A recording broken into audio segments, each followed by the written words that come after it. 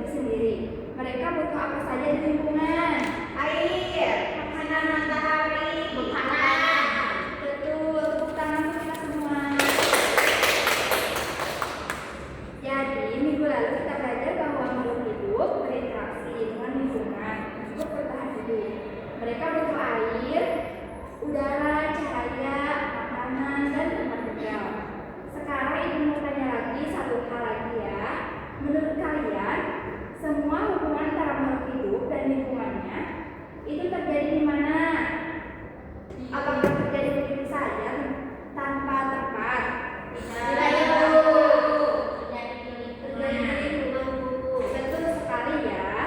Nah, tempat makhluk hidup hidup bersama, berinteraksi, dan saling memengaruhi itu yang disebut ekosistem. Supaya kita semakin memahami bagaimana kehidupan bisa berjalan di dalam ekosistem itu, hari ini kita akan belajar apa saja yang membentuk sebuah ekosistem. Kita akan mengenal dua bagian pentingnya, yaitu komponen biotik dan komponen abiotik. Tujuannya agar kalian dapat mengenal komponen penyusun ekosistem, bagaimana hidup berinteraksi dengan lingkungannya, dan menyadari pentingnya menjaga keseimbangan ekosistem di sekitar kita.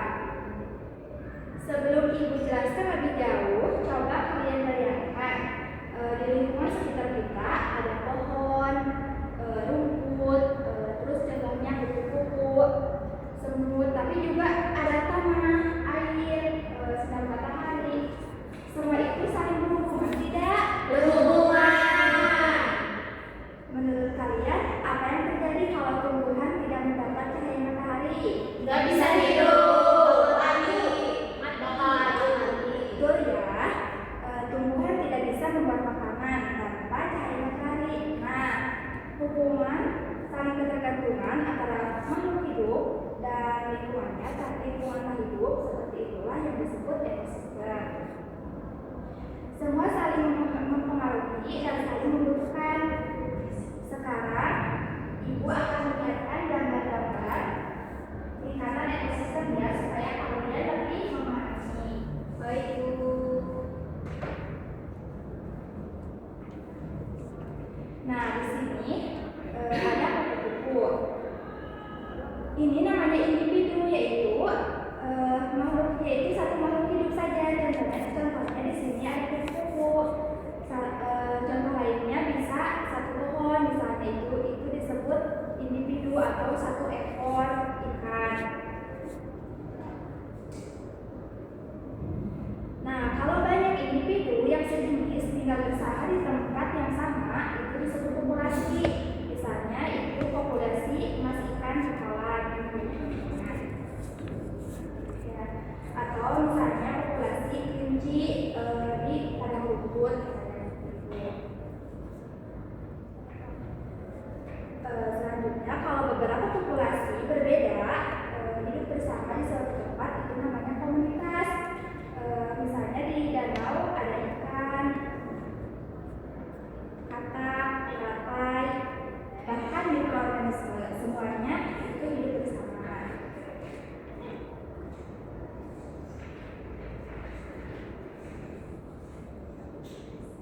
Anak-anak, tadi kita sudah melihat bagaimana makhluk hidup bersusun mulai dari individu, populasi, sampai komunitas.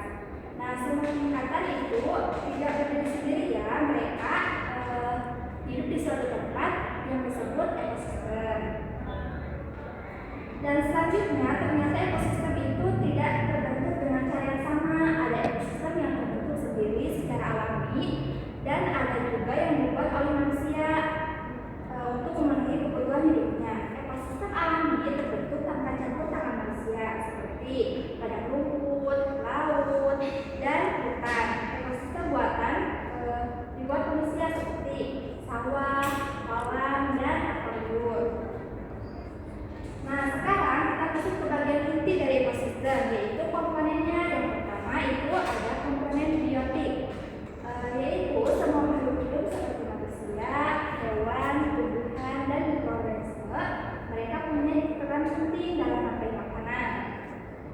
Dan yang kedua komponen abiotik yaitu benda tak hidup seperti cahaya matahari, air, tanah, udara, dan suhu.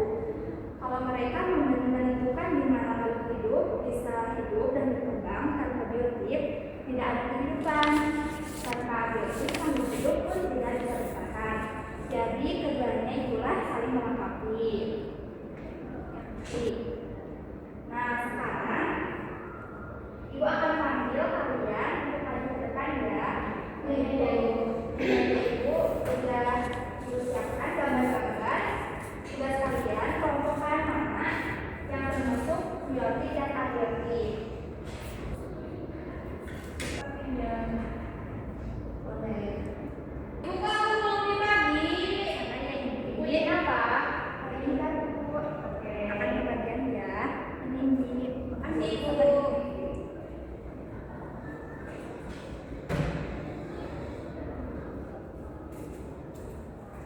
Kalian kelompokkan ya yang mana yang termasuk biotik dan abiotik. Ya Bu, baik Bu. Dimulai dari Indi, silakan. Indi, jangan dikasih ke Asyifa ya. Sampah ini sampah kamu, nanti buangnya sendiri ya. Iya Ibu. Ibu aku simpan dulu ya.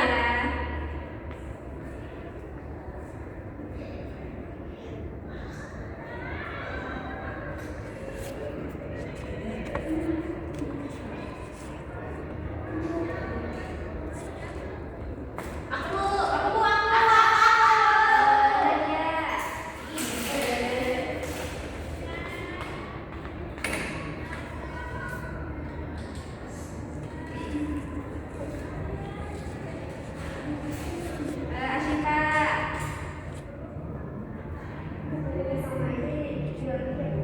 Iya.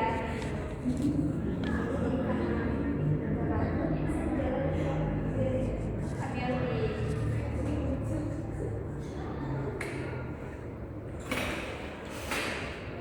Di sini ya, Bu.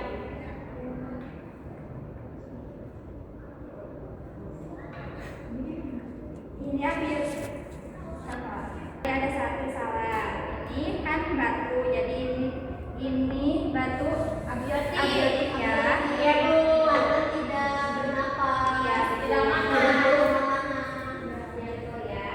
Ya, Bu. Berarti kalian sudah bisa memahami dan membedakan biotik dan abiotik ya. Iya Bu. Oke, sekarang biar makin ingat, kita nyanyi lagu biotik dan abiotik yuk. Ayo. Yuk. Biotik adalah lingkungan hidup seperti manusia, hewan juga tumbuhan. Mereka perlu makan, juga harus bernafas, bergerak, bertumbuh, dan juga berkembang. Abiotik adalah lingkungan tidak hidup seperti boneka, mobil, dan juga buku.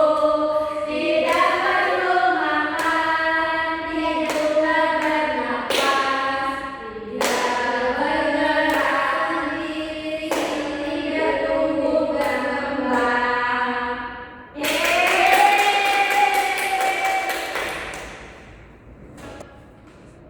Sekarang kalian akan mengisi AKPD yang akan dibagikan. Nah, Ibu akan pilih kelompoknya berdasarkan absensi ya. Untuk kelompok 1, Rianti dan Nadia. Untuk kelompok 2, Indi dan Asyifa. Baik Bu. Baik Bu.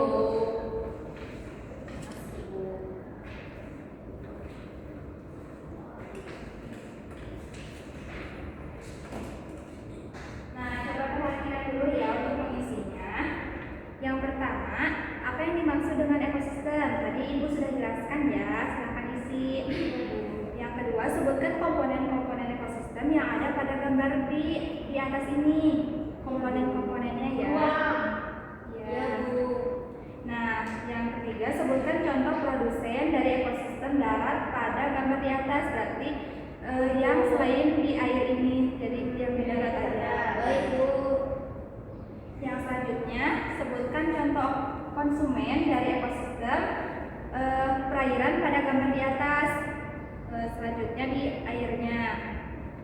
Ya, yang terakhir sebutkan 3 contoh komponen biotik dan abiotik yang ada di lingkungan sekolah. Tadi kalian sudah mengisinya, contohnya itu. Tapi sekarang di sekolah. Kalau tidak paham, bertanya saja ya. Baik Bu. Waktu pengerjaannya berapa menit Bu? Untuk pengerjaannya 10 menit ya. Baik Bu. Jadi ada yang tidak paham. Ibu pantau ini. Aku dulu. Ini dulu ya, bukan sebentar ya. Ya kan tadi duluan ya saya. Kita dulu. Iya. Ya. Ini berapa? Kalau Ini ada ikan. konsumen Iya, ikan. beruang bisa berarti beruang bisa beruang kan Iya, bisa juga. yang ada di ini semuanya. Ada yang ini ada yang ada. Jadi ikan karena burung juga makan ikan ya. Ada ibu. Ya. Bagaimana? Ibunya menerima ini contoh komponen abiotik dan biotik yang ada di sekolah itu kayak Kalau pohon masuk biotik ya Bu? Iya betul. air tanah masuk abiotik. Iya betul. Sudah? Paham ibu? Sudah ibu. Sudah selesai? Sudah. Sudah. Nah sekarang ibu tunjuk ya yang akan kita selesaikan. Siap Bu. Asyifa dan Nindi. Memang cepat. Baik Bu.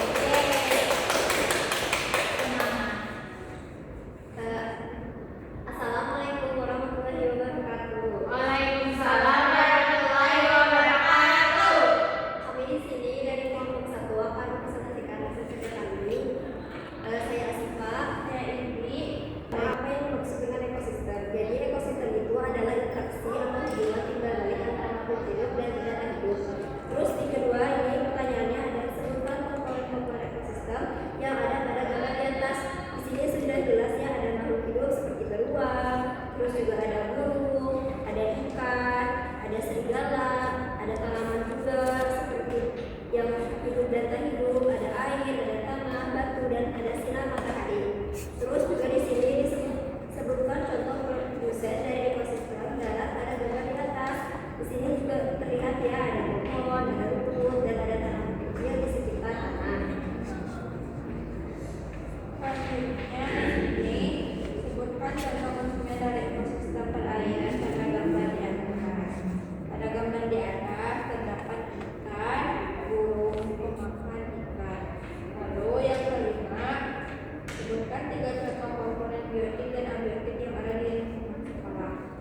Yaitu biotiknya ada pohon, burung, dan rumput. Abiotiknya ada air, tanah, dan batu. Sekian presentasi dari kami. Mohon maaf bila ada kesalahan. Wassalamualaikum warahmatullahi wabarakatuh. Waalaikumsalam warahmatullahi wabarakatuh.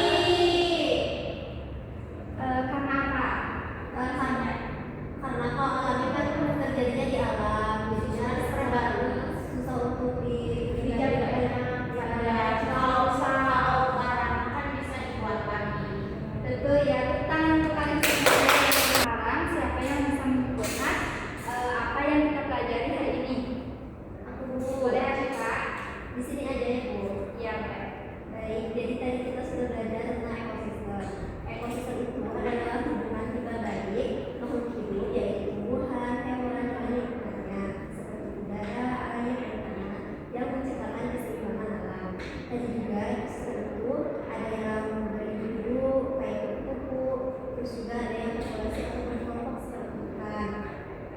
Terus juga ekosistem itu ada ekosistem alami, yaitu ada ekosistem alami dan ekosistem marina. Komponen itu ada dua, ada komponen biotik dan abiotik. Baik, itu hanya segitu yang saya bisa sampaikan. Oke, baik. Tepuk tangan dulu.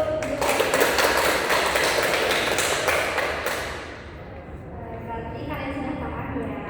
Ya, Bahwa ekosistem adalah hubungan antara makhluk hidup dan lingkungannya, dan di dalamnya ada komponen utama yaitu biotik dan abiotik. Itu ekosistem bisa bersifat alami atau buatan, dan keduanya tetap harus kita jaga agar kehidupan makhluk hidup bisa berjalan dengan baik. Jadi intinya ekosistem akan seimbang kalau semua komponennya saling mendukung, dan kita sebagai manusia ikut menjaga lingkungannya. Nah, sebelum pulang ibu ada tugas dulu ya. Baik, catat di bukunya masing-masing. Coba kalian mengamati di lingkungan rumah kalian, lalu tuliskan 3 contoh komponen biotik dan abiotik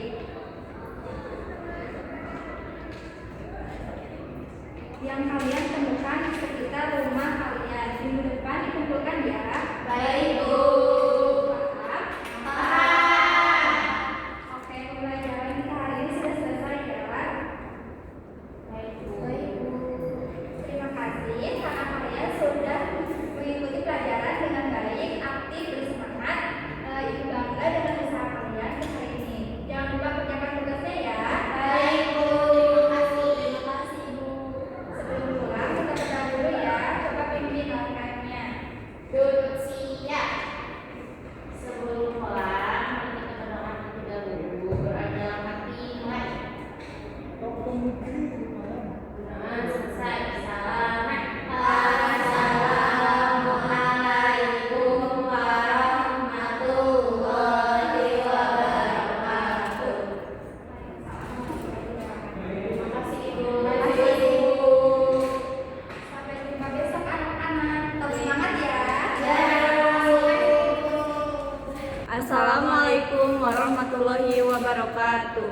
Kami sebagai observer dari kelompok 5 akan memberikan hasil dari pengamatan observasi kami. Saya Wanda Widya Mulia. Saya Intan Indriani. Secara keseluruhan, guru sudah memenuhi semua aspek, seperti membuka pembelajaran. Guru menciptakan awal pembelajaran yang hangat dan memberikan persepsi serta menyampaikan tujuan pembelajaran yang jelas. Guru sudah menggunakan alat dan media pembelajaran berupa contoh yang konkret untuk memperjelas konsep siswa dalam keterampilan menjelaskan. Guru sudah baik dalam menyesuaikan penggunaan bahasa dengan tingkat kemampuan siswa. Serta terutama dalam mengelola kelas, guru sudah mampu menciptakan kelas yang kondusif pada awal pembelajaran. Bahkan setelah pembelajaran berjalan, ada sedikit gangguan dari siswa yang tidak sabar menunggu pembagian contoh biotik dan abiotik, serta siswa yang membuang sampah kepada temannya. Guru mampu menangani gangguan tersebut dengan memberi penjelasan sederhana kepada siswa, sehingga kelas menjadi kondusif kembali. Guru melakukan variasi pembelajaran, serta guru sudah menjelaskan cara pengerjaan LKPD dengan baik, serta membagi kelompok yang seimbang menurut berdasarkan nomor absen. Namun ada beberapa kekurangan dan beberapa hal yang perlu diperbaiki oleh guru. Kekurangannya adalah guru masih belum memberikan pertanyaan tingkat tinggi kepada siswa selama pembelajaran.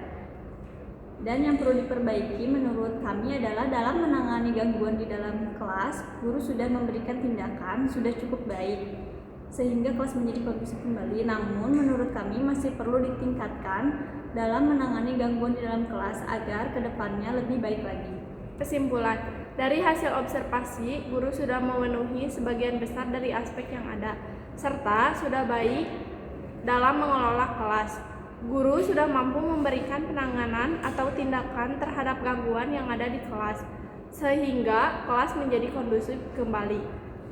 Rekomendasi, meskipun guru sudah memberikan tindakan gangguan kelas dengan cukup baik, guru masih perlu meningkatkan untuk memberikan tindakan terhadap gangguan di kelas agar lebih baik lagi. Guru juga sebaiknya memberikan pertanyaan tingkat tinggi. Sekian pemaparan hasil observasi dari kami. Wassalamualaikum warahmatullahi wabarakatuh.